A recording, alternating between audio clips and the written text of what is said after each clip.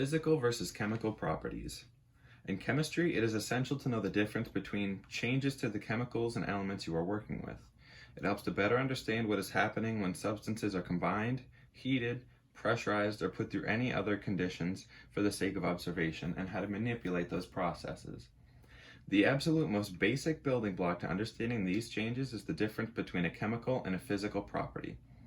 Chemical properties are defined as properties observed when the identity or makeup of a substance is changed, and adversely, physical properties are those that can be observed without a chemical identity changing.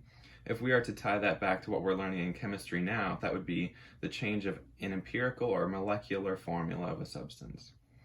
Consider the generic visual representation of an atom we're all used to seeing when learning about basic chemistry in middle school or high school. If any of these outer valence electrons bond or separate their bond from another atom they're already connected to, a chemical change will have occurred. Also consider a familiar bond such as H2O.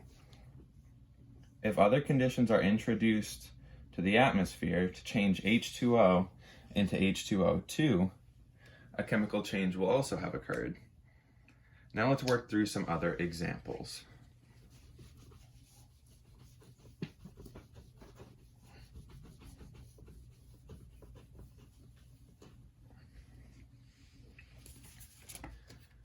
Viscosity. That is a physical property because it is unique to each formula. If you were to think of syrup, warmer syrup is thinner, but it is still syrup.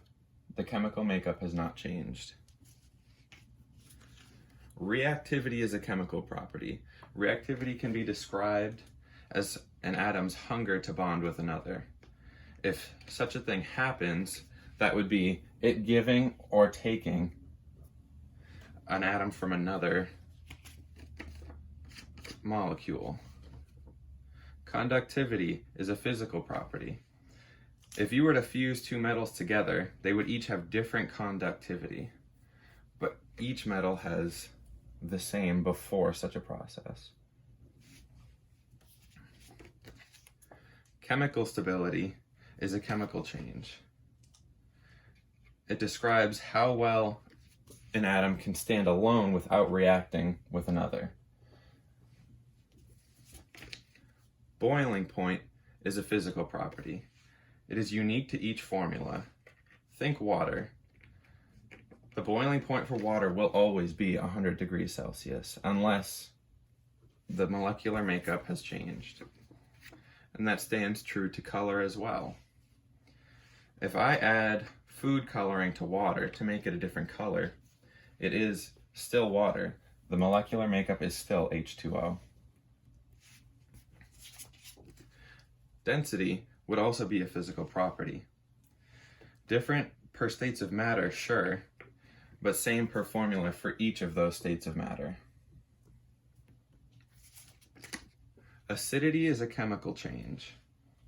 Acidity also describes reactivity.